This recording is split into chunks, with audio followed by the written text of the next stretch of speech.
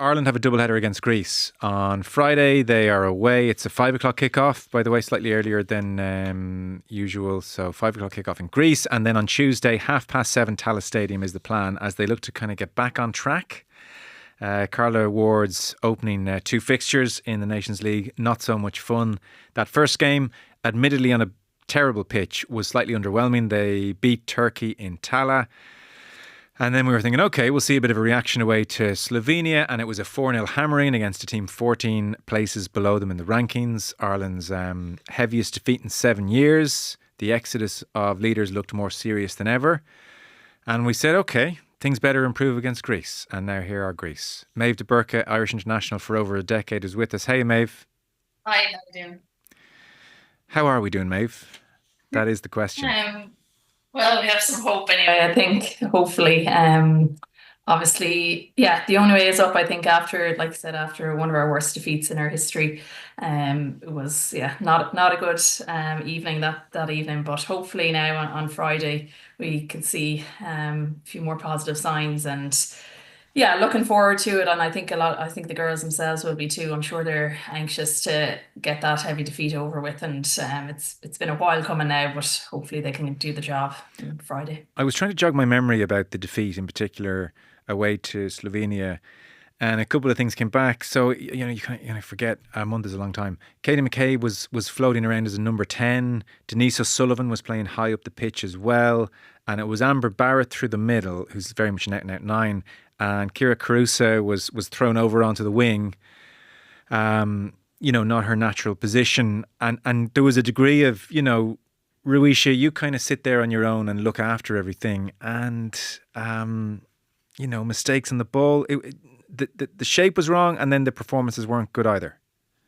Yeah, exactly. It was a bit of everything, really. You can blame the shape, but then if the quality is still there and if the players are still doing the basics right, it doesn't usually have a huge impact on the game. But when both are around, just basic errors and, just in terms of keeping the ball really was the main thing. And like you said, players out of positions too. And I don't think they coped well with it.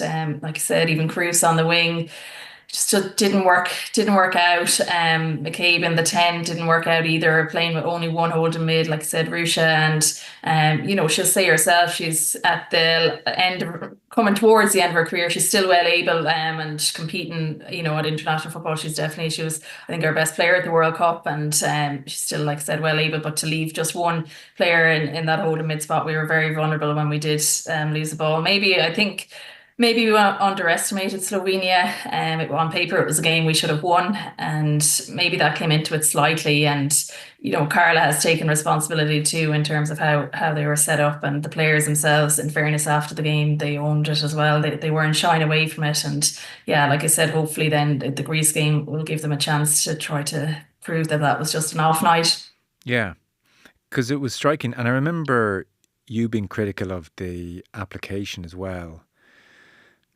And Karen Duggan, in her column in the Irish Times, she referred to it, an aspect of the performance as spineless. It's a big word. And she was talking generally about the team and saying, look, we had some world-class players in O'Sullivan and McCabe, but then around them was like a kind of dogged, spirited, aggressive bunch.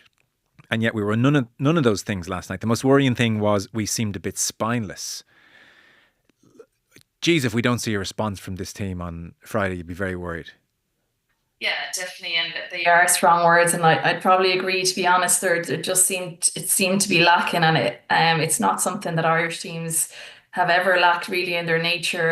The loss as well of Niamh Fahey, Diane Caldwell, and Julianne Russell, I don't think can be underestimated too, because all three of them, they definitely gave 100%, and were all of those adjectives: dogged, determined, hard working from start to finish in every game they played. So definitely, I think that's one of the minimum criteria really when representing Ireland, obviously, is that. So yeah, hopefully we can see all of those things and a bit more quality as well in terms of just the football side of it too. Yeah. So I presume whatever way she sets the team up, Ward is not going to leave Ireland very vulnerable at the back again. I suspect Little John will have more help. In more general terms, would you have a strong sense of what she's going to do with McCabe, how she's going to set up the likes of Carusa or Barrett? It's obviously hard to know. She hasn't exactly given the team away in advance for obvious reasons. The one thing you'd be fairly sure is she won't look at the Slovenia setup and say, we'll have more of that. Sure. Although she does seem adamant, and even after the game seemed adamant that she wouldn't be changing her system to suit the players that she has. So I would imagine we will see similar system, but like you said, I think even that holding mid spot that I'd expect to see two people sitting in there in the number 6 role rather than just one. But in terms of McCabe, I'd expect to see her operating at left back. I can't see us trying to do anything except be, defensively stable. And I think that's going to be really important, even particularly just starting the game against Greece, because, we conceded in the 3rd minute against Slovenia, and it's just something they'll obviously want to avoid.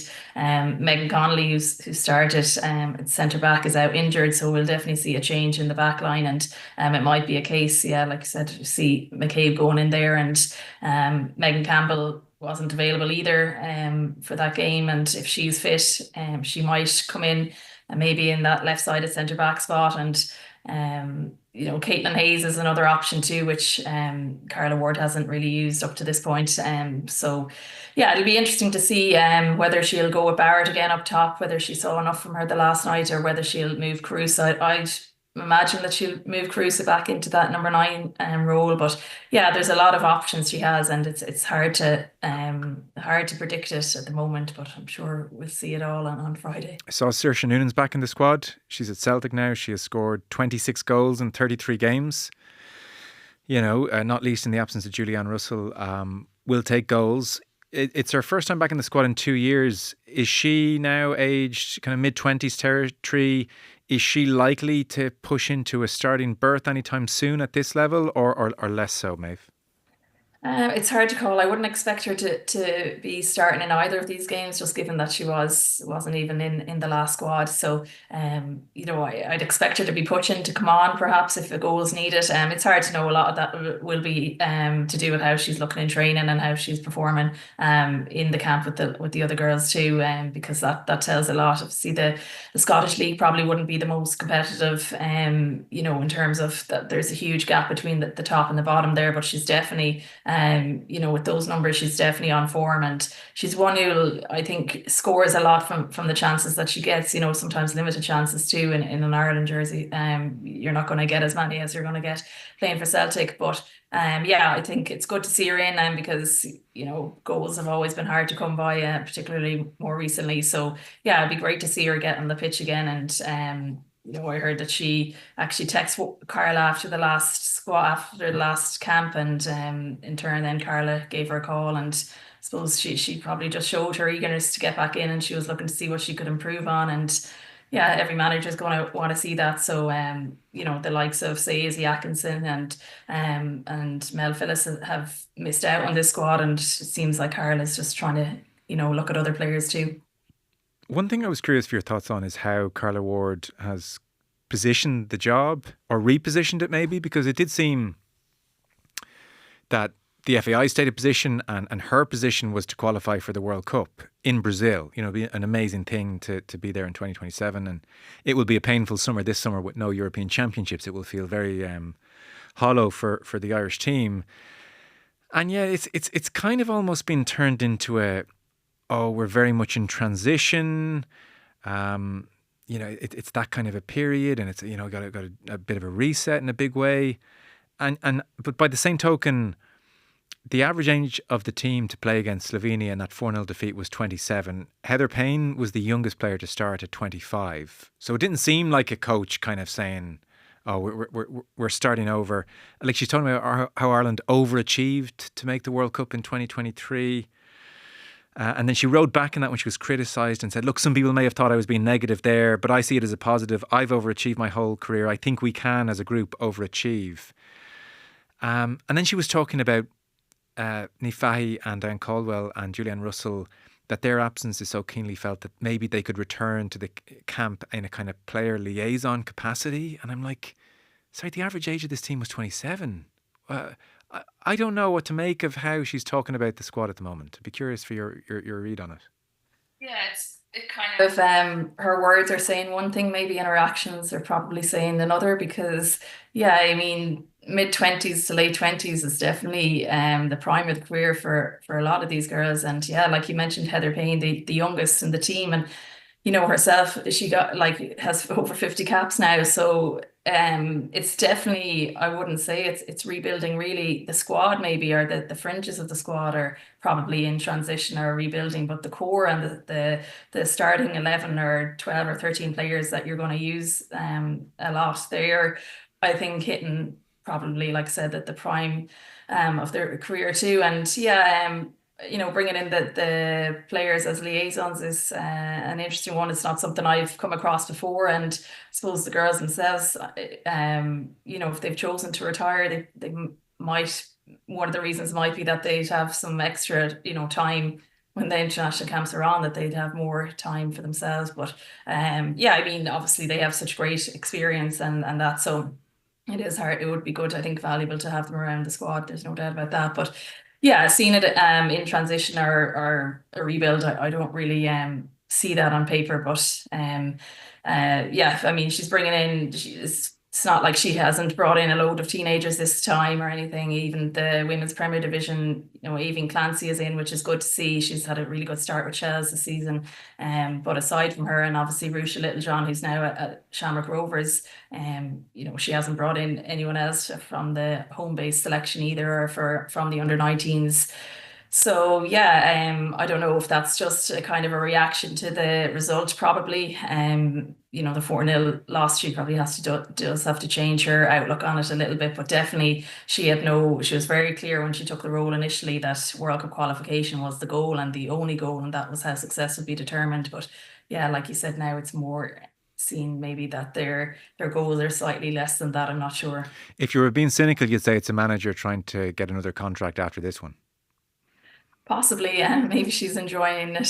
She's had her first camp and probably had a nice, it is being an international camps is a different environment to being in a club team. Obviously, the travel involved as well, and that is a really positive aspect of it. And yeah, look, hopefully, maybe she's just trying to, it was definitely a reality check, and the Yeah. Slovenia game, there's no doubt about that. And maybe, maybe she did, it just took her a while to realize that too. And, but yeah, like I said, hopefully the result or the level of the results was just an off night, I would hope, and that we can get back on track. I look, I don't know exactly what the player liaison roles are, or even if Fahy or Dan Caldwell or Julianne Russell have accepted them. I haven't seen much detail, and it could have been just a throwaway kind of a comment. But in a team where the youngest starter was 25, that's full of experience, full of players in their late 20s, early 30s. If I was a senior player in that side, I would be thinking, I don't need someone to liaise for me with management. I don't like someone to hold my hand. I don't understand that. Yeah, it was kind of baffling. I wasn't quite sure. Yeah, like you said, she didn't give much detail on No, it. So, and it's not. I don't. There wouldn't be coming in as in a coaching role or that no. either. I don't think so. Yeah, I don't know what liaising has to be done between current players. And maybe it could be a case where she sets up a leadership group rather than just having a captain. I don't know. Something like that might be another idea. But yeah, that bringing in former players to liaise between herself and the current players, and I just I'm not sure what advantages it could bring, but maybe we'll hear more of it in the coming days. I don't know if it, like I said, it may have just been a throwaway comment. Yeah, I haven't seen her talk about it. It's just the once it was mentioned, no meat in the bone of what it means. But again, it just seemed a little bit strange. Obviously, it's impossible, and she will feel this way, I'm sure, for Carla Ward to be in Ireland and not have to talk about Colin Healey. So it's like, this just won't end. It just won't end. It now seems Amber Whiteley is very much in contention for the Liverpool job. She's interim coach at the moment, so there's obviously a distinct chance that an interim manager gets the job on a permanent basis. So that would mean she doesn't stay on as a coach alongside Alan Mahon and and Ward. So she was asked last week, could Colin Healey come into the frame if the vacancy arises? And she said 100%. I've never met him. The girls speak highly of him. The staff speak highly of him. He seems, from what I've heard, a lovely guy. So it seems the door may well be open. Whether he would want to come in as a number 3, I don't know. I'm not even sure what the question is. We're just letting the listeners know this saga just will not end. And there you go.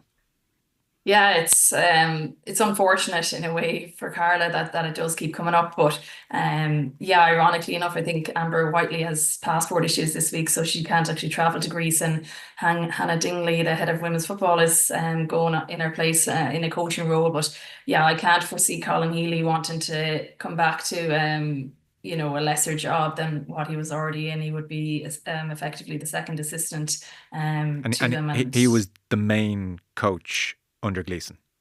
Yeah, he was, and from speaking with the girls who were in those squads, I think he did the majority of the actual coaching work. I would say the head coach as such, even though maybe on paper Eileen was the head coach or the manager, I'm not sure, but she was the manager and that, but he definitely did the majority of the coaching from what I hear anyway. So yeah, to go from that to being a second assistant, I'm not sure if it's something that he would, especially with the history of what's gone on, and his line manager would be Mark Hannum as well. So there would be a lot to factor in there if he was to accept that, which I can't see happening. But yeah, again, yeah. Okay. Well, Carla Ward says they would consider him, which I guess is maybe the diplomatic and smart thing to say.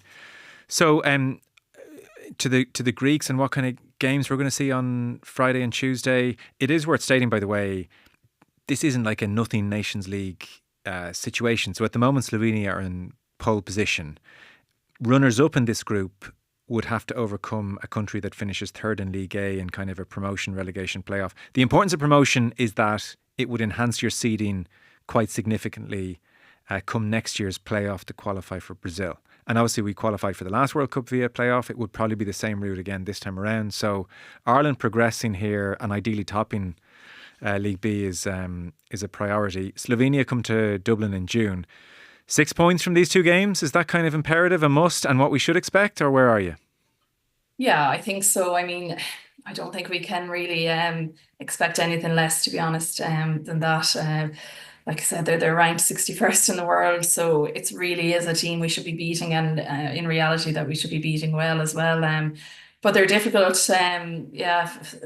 Greece have had like a relatively they've only had two narrow losses by a goal each, to start the Nations League. So they're not going to be a pushover either.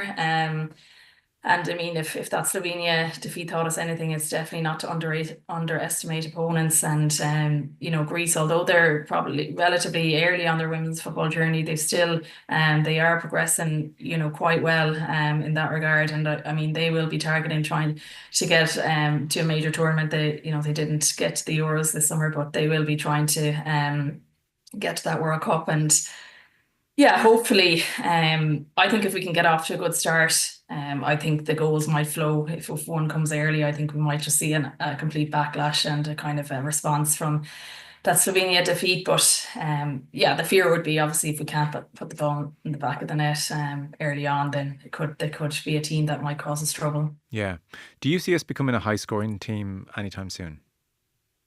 In one word, no. I don't think, in fairness, I don't think Irish teams, men's and women, really have ever been high scoring in that regard. It's just not, I suppose it's not in our DNA in a way, but I don't think, I'm not sure at the moment if we have the individual maybe talent in those areas of the pitch that can kind of can really, really cause danger to teams. But we definitely have, whereas we can put the ball like in the back of the net, but just maybe not on such a high in high numbers as other teams. We do have cruises in double digits now, along with Denise O'Sullivan and Katie McKay. But after that, we have the likes of Heather Payne, who would have played up front for numerous games. She just has the 2 goals to her name at the moment, and that. So it's never been a thing, I suppose, with Irish teams. You'd love to see it. You'd love to see hat-tricks going in, like a lot of the higher ranked teams. But unfortunately, I don't think that's something that will come